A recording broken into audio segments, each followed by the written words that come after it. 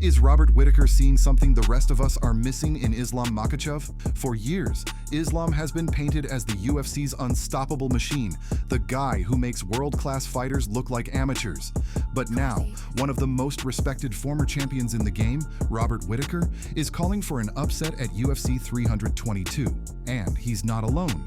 This isn't just another title defense. This fight feels different. The odds might say Makhachev is untouchable, but behind the scenes, more and more voices are whispering that Jack Della Maddalena has the weapons to shock the world. So, is this just hype?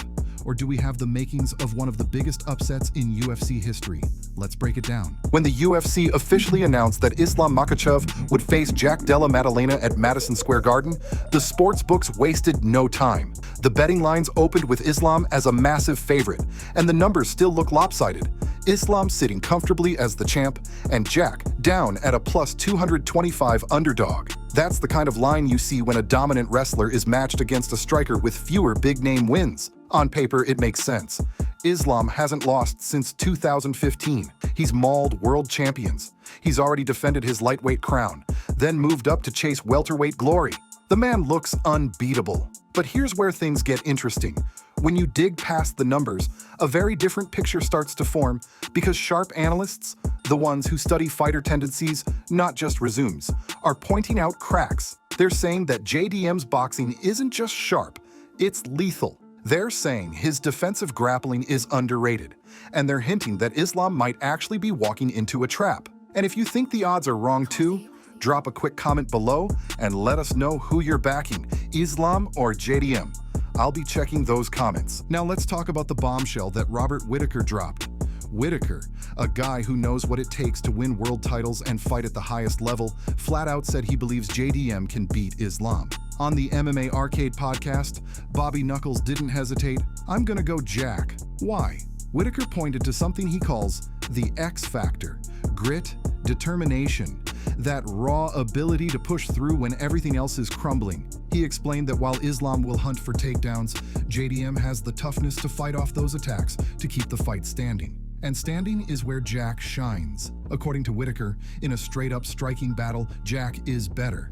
Cleaner hands, more dangerous combinations, better ability to keep the fight chaotic in a way Islam might not like. And even if the fight drags across 5 rounds, Whittaker thinks Jack's got the cardio and the mentality to keep that pace. This isn't just blind loyalty to a fellow Australian. Whittaker went deeper, noting that people overlook JDM's grappling, his jiu-jitsu, his ability to make you regret taking him down. That's the part of the game that Islam's fans, and maybe even Islam himself, might be underestimating. And Whittaker isn't the only one saying this. Michael Bisping, another former champion and now one of the most recognized voices in MMA commentary, echoed the same thought. Don't count Jack out. Bisping went on record saying he wouldn't be surprised if Jack steals the show at UFC 322. And when Bisping says something like that, fans pay attention. What's wild is that this isn't a mainstream narrative yet. Most fans scrolling through Instagram or looking at the UFC promo package still see Islam as invincible. But inside the fighter community, behind the press releases, there's a whisper movement building. Fighters, people who understand the grind, the pressure, the split-second openings, are saying JDM has a real shot. It's not often that a huge underdog gets this kind of quiet backing from such respected names. That's why this fight feels so dangerous. Now, let's add another wrinkle to this story. Islam recently shocked everyone by vacating his lightweight belt. On paper, it looks clean. Topuria vacated his featherweight crown, and Islam followed suit, leaving lightweight behind as he chases welterweight greatness. But here's the thing. Islam was supposed to be the UFC's poster boy, the face of dominance. The champ narrative was in the air. Nobody expected him to just drop the title like that. To Whittaker and to many fans, this move feels strange. Why give up that lightweight crown, a belt that defines dominance, if you're really in control? Was it strategic or was it pressured? And more importantly, does this suggest that Islam's eyes are shifting, that he's spread too thin? Because when you're dealing with someone as sharp and dangerous as JDM, being even slightly distracted could be fatal. Meanwhile, in the background of all this serious fight talk, we've got Danis doing what Danis does best, stirring chaos. Danis finally returned to competition after years away, scoring a quick win at a Misfits event. And almost instantly, he launched into callouts. Islam Makhachev, not Diaz, Khamzat Chimaev, you name it. Let's be real, nobody expects those fights to happen. But what it shows is that Islam's name is now being used as a clout magnet. Danis didn't call out some mid-tier guy, he went straight for Islam. That's what happens when you're seen as the top of the mountain. Everyone wants a piece of your shine, whether it's realistic or not. And while Danis might just be trolling, it creates noise. It adds another layer of attention around Islam's name, which means that when UFC 322 finally happens, the pressure will be even greater. Speaking of misfits, Darren Till just sent Luke Rockhold to the land of shadows with a brutal KO. This wasn't UFC, but fans paid attention, because anytime you have guys like Till and Rockhold throwing down, the MMA community tunes in. The result? Till's stock went up, Rockhold's future looks uncertain, and Danis used the moment to sneak his name into the headlines again. Why does this matter to UFC 322? Because we're living in an era where spectacle fights, influencer crossovers, and chaotic side stories compete with legitimate fights for attention. It creates a strange energy in the sport, and that energy spills over. Fans are more cynical, fighters are more vocal, and every big event, like Islam versus JDM, gets viewed through a lens of drama, hype, and what-if chaos. Now here's something subtle but telling. A clip recently surfaced where Aljamain Sterling showed a private message from Sean O'Malley. After Aljo's win, O'Malley messaged him directly with respect. Nasty jab. Creative. Strong. Beautiful performance. Fans were shocked. Publicly, these guys take shots at each other. They hype fights. They act like enemies. And hey, if you're enjoying these behind-the-scenes stories, hit the like button. It really helps the channel keep bringing you the latest fight drama. Let's pivot for a second to something wild that just happened in MMA. Rampage Jackson's son, Raja, was involved in a disturbing incident that left pro wrestler Psycho Stu hospitalized. What was supposed to be a staged interaction turned into a serious accident. Stu ended up with broken facial bones, lost teeth, and a long road to recovery. The MMA world reacted fast, sending prayers and support. But the shadow of this incident is heavy, because once again, it shows how unpredictable this fight world can be. One moment you're entertaining fans, the next, your career might be in jeopardy. And that unpredictability is exactly why fights like Islam versus JDM can't just be measured by stats or betting lines. Anything can happen. Another curveball in the MMA world. Tony Ferguson finally broke his losing streak.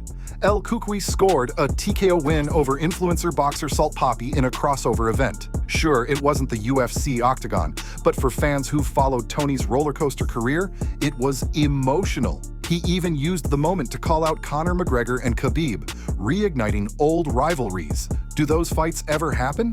Probably not. But that's not the point.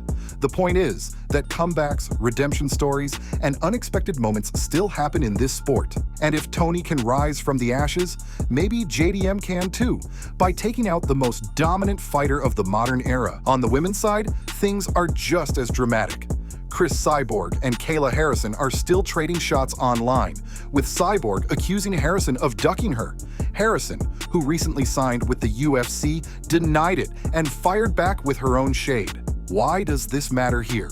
Because it highlights a bigger theme: fighters avoiding dangerous matchups. In Cyborg's eyes, Harrison didn't want that smoke. In the fans' eyes, maybe Islam doesn't want to risk his dominance against someone as unpredictable as JDM. It's all about perception, and perception is powerful. Let's not forget how fast things can change in MMA. Back in 2017, Sean O'Malley exploded onto the scene with one knockout on Dana White's Contender Series. That clip went viral, not just because of the KO, but because Snoop Dogg was on commentary, hyping it up like crazy. That one night turned O'Malley from promising prospect into future star. Could UFC 322 be JDM's version of that moment? One stunning performance, one upset, and suddenly the entire MMA world looks at him differently. Now let's talk UFC Paris. Just days before the event, Dana White was forced to cancel a main card fight because one fighter's grandmother passed away. Faz Ziam pulled out, and the UFC scrambled for a replacement. It was a sobering reminder that nothing in this sport is guaranteed. Fights fall apart. Careers shift in a moment. And sometimes, the most important stories are the ones nobody could have predicted. And that's exactly why UFC 322 is so compelling. It's not just a fight, it's a collision of hype, risk, and uncertainty. Before we wrap this up, don't forget to subscribe. We've got more fight breakdowns, rumors, and shocking stories coming your way every single week. So, let's bring it back. The odds makers see Islam Makhachev as untouchable. The fans see a dominant champ. But Robert Whittaker, Michael Bisping, and others see something else. They see grit. They see danger. They see Jack Della Maddalena as the wild card who could shake up the entire UFC. Maybe Islam walks through him, just like he has everyone else. But maybe, just maybe, UFC 322 becomes the night we look back on as the birth of a new star. So I'll leave you with this question. If JDM pulls it off, do we call it an upset, or were the signs pointing to it all along?